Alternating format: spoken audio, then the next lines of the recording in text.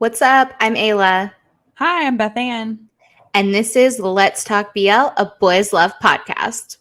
Hello, how's it going? Hello. you Let's know, ready to talk. All the Yes, me boys. too. This is Boys really fun. talking. Fun. Talk all the boys. So All the today we're boys. talking tropes. We're so excited because this episode is going to be the episode that you listen to and are like, oh, that's what that is. And if you watch all the BLs as we do, then you'll be super excited and you'll be like, yes, I love that one, or no, I don't love that one. So this episode will be full of spoilers. So if you haven't watched a good majority of BLs across all the cultures, I suggest you maybe turn it off or just be ready to be spoiled. Or, I mean, truly, it just won't make a lot of sense to you. You'll True. hear the trope, and maybe you'll be like, wow, I really want to watch Sodas now. Sodas has so many tropes in it. So I feel many. like we're going to bring up Sodas a lot. Yes. So, yeah, tons of spoilers, but we're not going to go through the whole plot of shows. So, I Right. think we're good to just chat away. Yeah, it's pretty much a given. It's just like a base storyline. There's not going to be like any huge reveals. So Yeah, I guess spoiler alert, in BL's the boys get together. what? What? Who would have thought? Oh my Uh, god. so we're going to define tropes for you because I knew what tropes were, but I don't think I really knew specifically what they were. And tropes are a tool used to help you know what's going to happen. Pretty simple. Pretty much all media has tropes. It's just something familiar that you're like, oh yeah, I can get into this. This list of tropes is not exhaustive, and these are just our favorites or the ones that like we think we can talk a lot about. Let's be That we honest. notice a lot, I guess. Let's Right. say the ones that we notice a lot. And also, one thing that I've noticed since we started this podcast adventure is that we have favorites, we have go-tos. So if you are listening and you've got some that fall into these tropes, tell us, because I've noticed we tend to fall into patterns. Yeah, like, true. and so I am super interested to hear what other people have to say, but I think we should just get into it and start Let's talking do. about tropes. Okay, so the first one is met someone in the past. So you have two boys and they meet in usually like college, early adulthood, and they're captivated. And then, like a few episodes in, you realize that there's like this huge drawn out connection between like either directly them or their families, or they maybe met once in the past in like a casual meeting. There are so many different ways this can kind of play out. I Uh, love this trope. it's This is one of so my favorite cute. tropes of all time. Not because it's so cute, because it's so insanely ridiculous, Yes. which is why I like this trope so much. We started with Sodus, so I will get the ball rolling with Sodus, Go because for it. Sodus, I think, is one of the most ridiculous examples of this, because Right. you literally go like almost the entire season, right? Okay, you get almost all the way through Sodus, and then towards the end, like literally they have gotten together at this point when you find this Right. out, because Kong is telling Artit about meeting him before they met. Right. Truly the most ridiculous scenario to me, because they met when Kong was in high school. So surely like he hasn't looked that right? He didn't change Right. radically in terms of the way he looked or his name. Exactly the same. And Artit is like, I just don't remember this. It's crazy to me, which is so wild, because Kong didn't want to be an engineer, and literally the whole reason he decided to like go for it and go through with his interview is because Artit was like nice to him that day and talked him through it. So that's why it's like it was this crazy life-changing moment for one of them, and the other one just truly doesn't remember it, which is wild to me because it makes no sense to me. I am living this scenario. This is my true life. I met my husband before we met. Oh, Yeah, I don't think you know this story, which is I don't very think I do interesting. too. So I met Oh, Zach before we met at the movies. Zach and I met each other because his brother's fiance was my boss at the time. I was in okay. college working in the mall. And one night I went to the movies with my sister, and my boss was there. And I said hi to her. I met her in laws, my future husband, literally months before we went on our first date. But I remembered that. I remembered being like, hey, you remember how we met at the movies like months and months and months ago? This is why it's strange to me Wow. when one of them is like in this trope. This is why it's so not true to Right, life. In this right. trope, I'm telling you, they would remember each other. This is why it's so True. strange to me. I don't get it. The same thing with like Two Moons, where Baz's character meets God's character, and like he's like fully in love with him and like has a shrine dedicated to him. And they like met a few years before in high school. Multiple years ago, not even in high school. Like, we're talking Right. about late elementary school, early middle school, because that's when God's character, he sees Baz like a kitten. Right. And that is when you kind of find out that like he's had a crush on Baz this whole time, and like you Right. and so like we're talking like they've known each other the majority of their lives. So funny. And then they meet again. Baz has gone to college. Baz's character has gone Yeah, to yeah, yeah. college. We don't know their names. And Baz goes, it's been so long since I watched Two Moons that it's adorable, Yes. but I just have such a deep love in my heart for Baz Yeah. that I see him As we anywhere and all I'm do. like, oh, a baby. Yes, yes. So Oh, true. so what's crazy about that particular example of this trope is that it's a Clark Kent situation, which I kind of Oh, love. I love that yeah. for Baz. I love that he is the Superman of it all. So And cute. you find out that God's character has like long harbored this love for Baz's character to the point where he's like Right. kept a note from him in his wallet all of these years. And it isn't until he sees Baz's character practicing for the Sun and Moon competition with Right. his glasses on, because Baz has like something happened with his contacts. He can't wear the contacts, Of so he's course. wearing the glasses. And at this point, God's character has been like kind of like a bad dude to Baz's character this whole time. Like he's been Right. very mean to him. He walks in the room and sees Baz performing, and his jaw drops because he sees him with the glasses. Although, who knows, maybe his jaw dropped because Boone is actually there in his braces. That's what made my jaw drop. I don't know. Best little feature in that show. It's true. Favorite cameo of all time. I love That it. being said, his jaw drops. And Copter's character, who has Kit, okay, I do remember Kit's name because he's a cute little Kit Kat. Right. um, he's like calling all his friends because this whole time he knows, right? And he's like kept Right. it a secret. He thinks it's hilarious. Meanwhile, I'm like, bruh, supposedly you're in love with him and you don't recognize him without glasses on? That's an Yeah. insane that is such an insane example of this trope. I do not Yeah. understand. Truly, truly. So, a few other examples of they met though in childhood. So, I guess kind of works a little bit if you met someone when you were children and you moved away. I moved after 5th grade to another part of the county. So I didn't go to middle or high school with anyone. I went to elementary school with.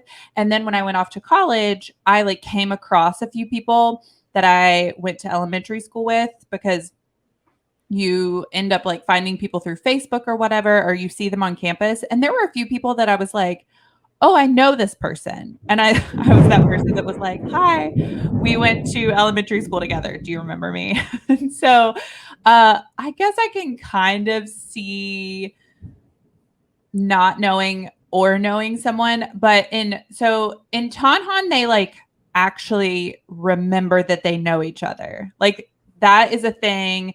The kind of revelation is like the feelings that they do or don't have their whole life. So Tanhan is like, oh yeah, they knew each other in childhood. They reconnect later in life. They love each other. Another one, Tanhan is a really interesting way, Tanhan Chanlati, super yeah, interesting way to approach this trope because it's a kind of a different take on the Two Moons situation, Right. in that you find out that at the end of the day, they both have loved each other for all this time, but that you are led to believe that it's one-sided for Right. most of the show. And Okay. it's like their reconnection, I think, is a very unique one. This whole, like, we met in childhood and now we're reconnecting. Right. That part of the trope, I gotta hand it to Tanhan Chanlati for this one. It's really unique because the whole reason they reconnect is because Chan is like cleaning Tan's house for him, even though he Right. hasn't lived there. That's true love, honestly. Casual. That's how you know that he truly loves him. I would clean no man's house. I might clean War's house for him. That's the only boy, probably. But like, that is I true don't love. know if He I could hasn't. touch that rookie Thailand dorm though.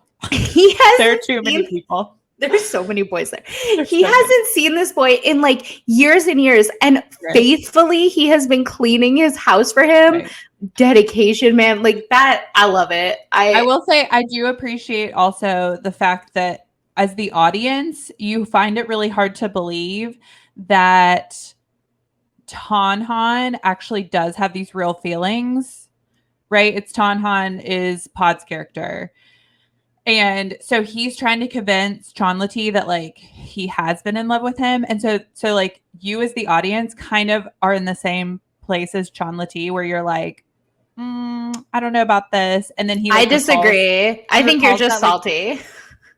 he recalls that sweet story where he's like, I gave you mouth, I saved your life, and I found out I was in love with you, which, you know, I think you're just dramatic. salty. I knew from the jump that that's what was going on as soon as I saw that tattoo, because sometimes in these shows, the fake tattoos look very real. I will say, Until We Meet Again, Boone, so Wynn's character, Incredible. I was truly devastated when I found out that Boone did not actually have those tattoos. But this tattoo in Tanhan Chanlati looks so fake. It just does. And they have Pod set has an anchor tattoo over his heart. well, they set up previously that the meaning of their names. So I called from the get. I was like, I see what's happening here. So I disagree, but Clearly that's paying that close of attention. That's a really fun that one I would say is a fun example of knew each other from childhood. Right. And Together With Me, again, they know each other from childhood. They reconnect, but they like knew who each other were. Right. And it's like actually very, very cute, this setup, because like the opening scene is them seeing each other like across the quad and they like run to each other. It's true amazing. Max Toll. It's so Max Toll. It's so good. And then it's kind of from Until We Meet Again, where Dean and Parm are like connected / not / we're also going to tie this into the next trope, which is secret admirer. So like you have this like long time crush on this person, possibly from like another life. Decade. You're connected in death via a red string to this person, and then your souls. Why are we hating on the red thread right now? Why are we hating on this? I don't love it. I'm rewatching Until You Meet Again because I didn't pay close enough attention because I really just like wanted to watch shows as quickly as I could, and so I was like flying through these shows. And so Until We Meet Again is a true masterpiece. It's so good. I love it. And it's such a funny transition for this trope situation with this one, because they didn't know each other in childhood. They knew each other in a past life, and they are quasi-related now that they have been reincarnated. Very interesting childhood connection there. Yeah. And the secret admirer thing is interesting because Dean Farm is a secret admirer, but not in the way that you just tied it together. Hear me out. As an Until We Meet Again enthusiast. Dean Farm is the secret admirer situation because Dean is the secret admirer. I know. Hold on. Here's why. Because if we dismiss In and Corn, No, if we dismiss In and Corn, right? Like get rid of In and Corn, get rid of that storyline, right? Let's like pretend in our brains that that has been tied up, which it does with a Pretty Little Red Thread, Tied up. maybe Tied up with a Pretty Little Red Thread. Yeah. And we look at Dean Farm, the relationship. Dean is the pursuer, and not just because of Incorn, right? Like Dean is the pursuer because of Dean Farm, and there's a whole storyline or there's a plot point around how Farm is like, I don't know if I love you, and Dean is like, I'll wait for you. So Dean Farm is a good example of this trope, but not because of anything to do with their past lives, because of P. Dean. Yeah, because he's like, I've been searching for you. Well, they both said that. They both are like, I've been searching for you, but Farm's hold up is because he's like, well, is it the Incorn? Is it us or is it Incorn? And Dean is like, no. Dean took one look. Dean took one look at Farm. Yeah. Just like the rest of us who took one look at Fluke and we're like, yeah, I will protect you until I die. Like I will protect you until the day that I die. So good. So yeah, the secret admirer trope can kind of manifest in a few different ways. That's the most extreme way. Yeah. Everyone else is pretty tradish. Yeah. And again, this overlaps a lot with like the met sometime in the past, have known you for my entire life and have loved you for my entire life. Which I'm not gonna lie, some of these boys, if I had seen 20 plus years ago, I'd still be in love with today. So another good example of this is, of course, Together. Yes, but in an interesting way, not necessarily childhood, but earlier on.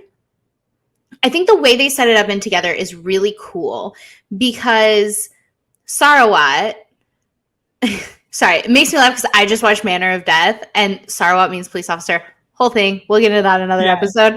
But, so Sarawat has met Tyne, but they didn't really meet. He just saw him like jamming out at a concert, which is like so pure. That is such a pure way to fall in love with someone. Who has not fallen in love with a boy at a concert? I fall in love with so many boys at concerts. I get it. And so he sees him and it's this like high school concert. And he goes and he tells all of his friends, I love this boy. I'm so into him. I want to find him. And you find out later that they've done this like detective work to try and find him and they can't find him. And then he finds him because Tyne is looking for Sarawat because he's trying to get green off his back, right? Is the whole situation. And you see this reveal of Sarawat, who is this like sort of like little grumpy like boy.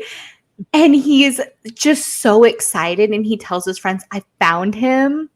Oh my God. It just gets me right in the feels. And I love Bright so much. I frequently compare Bright to a creme brulee because he has like a crunchy outer shell and he kind of has this like grumpy face, but he's soft and sweet inside. Anybody who can't appreciate Bright is just on the wrong side of history. Yeah, he just came out with a song for this Boys Don't Cry collaboration compilation thing, and the music video is super cute. So good. Go watch it. Highly recommend it. Switching cultures for this also appears in History Make Our Days Count, which is so interesting to watch because you have this like boy who has like been with girls up until he like sees. You know what's interesting about it is this one isn't even, this is more of a who fell first versus who fell the most destructive. No, I'm just kidding. Yeah. Everyone who's seen Make Our Days Count is triggered right now.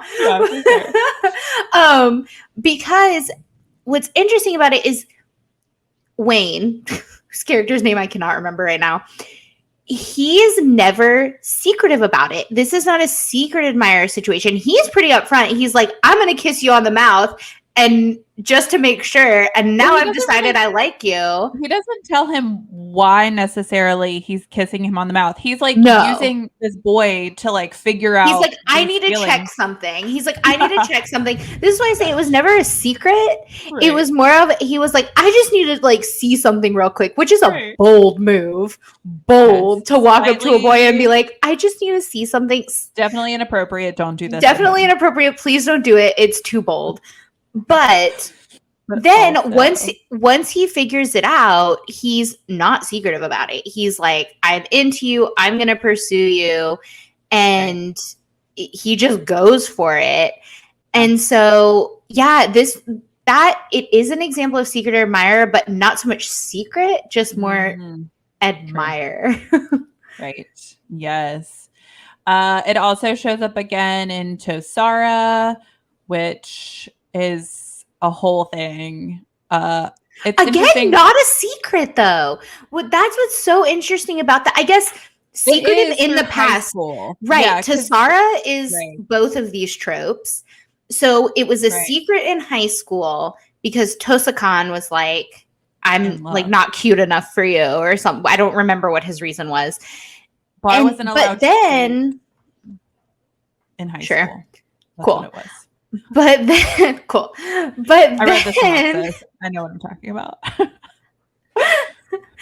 but in college, he fully is like, I have your gear, which to an engineering student, it's been set up. We understand this is like Bar's whole life, right? That he's holding in his hand when he finds his gear at the pool. And he's like, but you can't have it back unless you agree to let me hit on you. Tosakan is bold. My dude is super bold, and he actively pursues him the whole time, down to the like cringy stage confession. You gotta hand it to him. A confession is too much. He has truly no shame, which is very weird because in the show, he is kind of like, so he's very popular. The character is very popular, but he's portrayed as like being kind of nerdy. Like he gets really good grades and he wears glasses and he's a doctor. And so it's just interesting to me, like how confident he is. Right. So that's an interesting sort of like double play on this secret admirer / who fell first, who fell hardest is it was a secret. And then it was a first versus hardest because of course, then in Tasara, Bar makes the worst mistake of his life. Truly.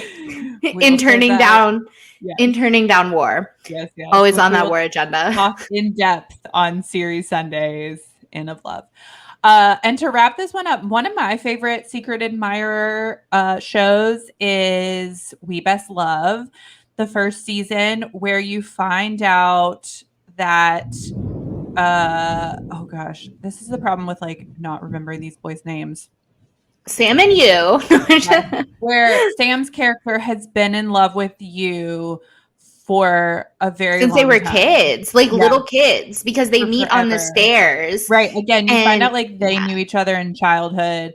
And then they've like held on to this love. And my favorite part is like they have been locked in this room together at school because of this whole like elaborate setup, which is like the cutest thing ever. Dedication. And they've like fallen asleep. And then Sam does this like sweet little confession to you while he's asleep, which thank goodness it's not night caressing. It's just a night confession. So better. Ayla loves a good night caress. The night caress. A sleep caress.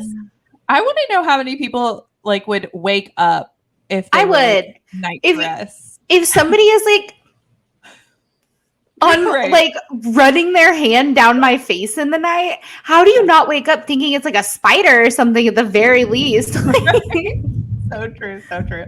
Anyways, I love that storyline for them, especially because in season 2, when there's like, you know, the falling out and the everything, where it's like you is like, you said you loved me, you said you had been in love with me, and you're gonna like commit to this, and then like I see you with a girl and I don't know all the details, but I hate you now, and then they like, and there's a baby involved. I really vibe with Yu's character because what I love about this example of the trope is, like you said, they've known each other since they were kids. Right. And Sam's character has always loved Yu's character. And his way of being close to Yu's character is to like kind of one up him. It's like always get a better grade, always Right. get the bigger trophy. Oh, right? Like he's always consistently one upping him.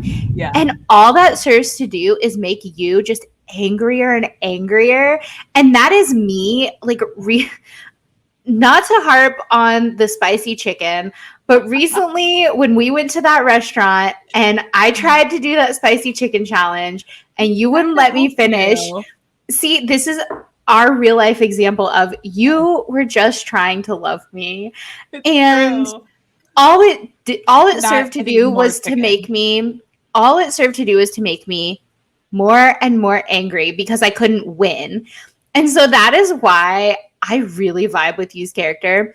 So good. And then same thing. If I flew across the globe to go see you after you ditched me for 6 months, and then I Right. see you like canoodling with a lady and her baby, Not I cool. definitely wouldn't ask questions. I would just leave.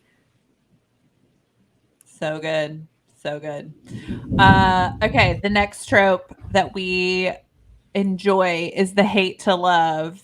And man, the boys that play the hate play it hard. And it is one of our favorite hate to love storylines just because the actor that truly hates is so good at it is Tharn type. Like that is truly the best example of a hate to love storyline. The amount of times that boy says, I hate gays, I did not you know where know you it's were gonna going with this you when know you it's opened gonna your come back mouth. to him. When you started talking, you were like, the one that's up. I was like, what is she? What was going through my brain is, which one is she going to come up with? Because this is a really common trope. And Right. I have a lot of love in my heart. I love lots of boys. So I was trying to think. And yeah, honestly, Golf Oh, as type, I gotta Nicole. say, he is the grumpiest, angriest, just like always in a bad mood. How And do you you know, even have friends? Techno is an earth angel for putting yes. up with you. So annoyingly just mad all the time at everyone in the Good. world. And in Tharn type, the number one target of his grump is Tharn. Yeah. And you know that type is gonna fall so hard. If he's resisting and pushing that hard, you know boy is gonna fall. I mean, the biggest lie in all of BL history is, and I quote, it's only once Yeah. from Tharn type. Biggest lie in I don't want to all owe of BL you. history. Oh, All when he looks at him at that breakfast table, he looks him in the eyes and he says, but only once. so good. Famous last words. So good. There's a couple of other examples of this. It shows up in Why Are You? It shows up in History Trapped is a good one because it's like this whole elaborate like mafia schemes. History Trapped is insane because it's like Oh, not so good. only he like History Trapped, I think, is the one that I understand it the least in terms of like how could he eventually fall in love with him, is Right. because up until very close to the end, he truly believes that this man has like murdered his mentor and his Right. best friend, and he's still like, "You cute though." Like I mean, Chris Wu is pretty cute. Chris Wu is He's pretty cute, dreamy. but but I don't know if I'd like let him murder you. Maybe. I don't know. No. Uh, Apparently, I need to watch my back. If anybody else would like to be a co-host of a podcast, brand new podcast launched in the United States of America. ridiculous. And the other ones that it's like they don't so much hate them, but they're like grumpy and like not open to a relationship at first. It shows up in Sodus, of course. It shows up in Gen Y with Kit and Mark, which Copter was bound to fall for Kimmin. Like, let's be honest. Uh, Mark with his cuteness.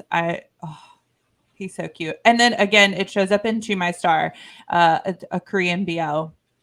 I That's love To so My cute. Star. It It was is so cute. so fun because he is so grumpy the whole time. He's like, don't put your stuff, don't, you're not gonna not eat this food. I will keep it for you. How Right. dare you? Like, he literally is offended at this man breathing. Like, my dude drinks a beer and he's like, why do you even exist? You take up too much space on this earth. Like, he So is so good. mad about just his general Oh, existence. It's so it's funny to me. so cute. And the way that he like woos him is like really precious, where he's like, I'm gonna kiss you. And if you don't move, I'm gonna kiss you. I'm gonna And do then it. and then the reaction of like the friends where they're like, we're gonna leave. I can't believe this has happened. That's one of my Goodbye. favorite scenes in any BL of all time ever is when he says, I'm going to kiss you right now. If you don't want me to kiss you, move. Because it's such just like, it's almost like a childish thing, which is like, I'm not touching you. I'm not touching you. I'm not Oh my touching god, you. Like, yes. it's your own, like it's Right. so childish. And what's funny is they have been drinking, and so the friend slash manager or entertainment company CEO is like off to the side, like patting the other like dude's back because he's Right. puking in the garden, and he just looks over and he's like, which chaos do I deal with here? Like, I don't know which Oh, thing to deal with. it's so good. To My Star is a good one. Love it. Okay, moving on. I guess kind of a tie-in to Hate to Love is something that Ayla, you have an interesting thought about, and it's one that like can definitely be seen as problematic and one that needs to be kind of like worked through, but it's the only gay for you trope, which is the one that you Yes. see a lot of times where they've introduced this character as someone who has only been with girls. And then all of a sudden there's a boy that they're like, oh, I have found that person. And so yeah, it shows up in Sodus. He like legitimately says like if it wasn't this person, it wouldn't be anybody. It shows up in Make Our Days Count, which again is it's another twist on this trope as like this person isn't here, so like I couldn't think about like it would feel like a replacement kind of thing. Uh, Triggered. it shows up in Theory of Love, where Off's character has been a playboy, and all of a sudden he finds out that like Gunn has been in love with him, and he's like trying to figure out if he can like keep him from being in love with him slash falls in love with him at the same time. Like that is a whole thing, I which mean, is listen, I really wild. vibe with Gunn's character in that show because I would fully cry in the shower over No, no, off. no. You have cried in the shower. Not you fully would. You have. I mean, I who will hasn't? I will never admit to that. You can't make me. No, I think this trope is really interesting because what is interesting to me about this I'm only gay for you thing is that I actually see it more as a missed opportunity for bi representation in these Mm, storylines. There is not enough bi representation in storylines, and I think that it could be a very cool sort of like storytelling technique to talk about and share that bi experience of when you realize, okay, this one thing that I thought about myself this whole time in terms of my sexuality may not be true. And the experience of trying to figure out what that means for you, what that means for your sexuality. right. I just see it as such a missed opportunity in the storytelling, which is why I think that it's interesting because it's almost like, are you purposely trying to tell that story without saying that's what you're doing? If so, Mm, that's cool and just say it. If right. not, it's like, why not? Why aren't you jumping on just telling the story? Right. Because that is not always true. I don't want to discount anybody's experience. There are people who, for them, there is only one boy and the rest of the time it's girls. And that is a valid experience. But at the same time, I think that it is almost like discounting this the experience of coming to that realization Mm, of maybe I am bi, right. because it's like I feel like the bi experience is one that is not very well represented. People talk about it a lot. It's a letter in the rainbow, Right. but it's almost like, well, you're not straight, but you're also not gay enough. And so you don't get to be in one community or the other, Mm, which is wrong and bad, and right. it's not a thing Right. that should be. And so I guess that's why I think that trope is so interesting, is because Right. I Right. think it's a missed opportunity for telling more bi stories and sharing more of that bi experience. And I wonder if that's what they're doing and they're just not calling it that for Mm, whatever reason, right. or if truly it's just a missed opportunity. Because the only one I've seen that handled it, I mean, chef's kiss, cherry on top, the most perfect way you could ever handle it is Three Will Be Free. Yeah. Which isn't even a BL. I mean, for Tay's character, it is. Right. But I think overall, like the BL is like less of a thing. There's more Right. I mean, there's a lot to Three Will Be subtle. Free. There's a lot to that story. We have to do a series Sunday on that one. It's But I so mean, good. ultimately, I think what makes it interesting in Three Will Be Free is that you have one character who is gay, and he's Mhm. established that he's gay. Like He straight up likes told you. multiple Yeah. boys throughout the show, right? Like when he's a teenager, before he meets, so this is Tay's character, Right. before he meets Joss's character, which hooey, I also would, I feel him, bro. But Yeah. that being said, he ultimately doesn't even end up with Joss's character. He ends up with My Heart Be Still, Lord Have Mercy, Top Tap. Yes. Truly, Tay Top. Oh, I mean, the question, give them a series. I want to see them on that island, living their best domestic life, just it is being a some gang I daddy and never being like a it's something businessman. I never knew that I needed in my life was Right? Tay Top Tap. It is a I mean, surprising but couple. it was so perfect to me. From the moment that those two characters met in that show, I was like, do I ship it? I think I ship it. Right. I was shooketh because my Tay Tawan ghost ship is actually off. Like, I'm a big, like, off Tay Yeah, fan. yeah, yeah. So I was like, kind of going through it over this, and the characters are so perfect together. Oh God. Tay plays But that character perfectly. Like you don't believe that he can play this like nerdy boy. He kills it. So I mean, solid. this is So good. unfortunately not a Tay to One appreciation podcast, though it could be. So we Could should be. probably move on by saying, really what's interesting about that trope is the missed opportunity for more bi representation. And I Yeah. wish that more of them would just address it the way they address it in Three Will Be Free. Yeah. Solid. Okay, a few other ones we want to talk about real quick. Uh there's always a taking care of another one when they're sick or drunk scene.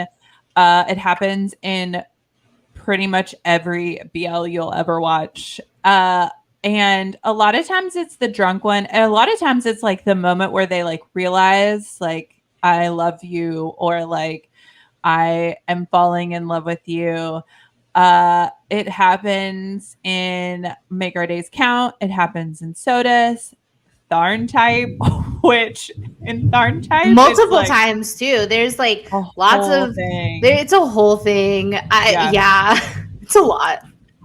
In Gen Y, one of my favorite like drunk scenes in Gen Y is like when is it uh Kit is like fully like wanting to get busy with Mark and then like fully passes out in that scene.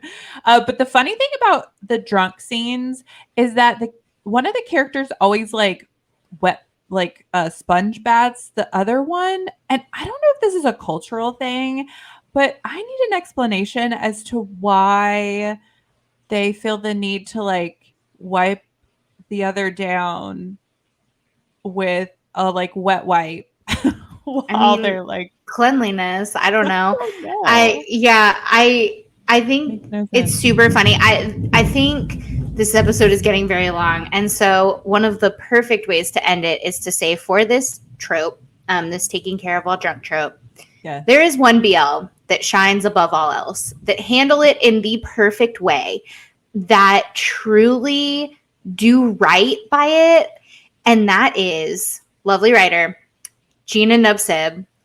Gene is Gene is the one who gets drunk and he goes for it, and Nubsib is like, not like this. Perfect. That is exactly how you're supposed to handle that situation. Everyone clap for Cow.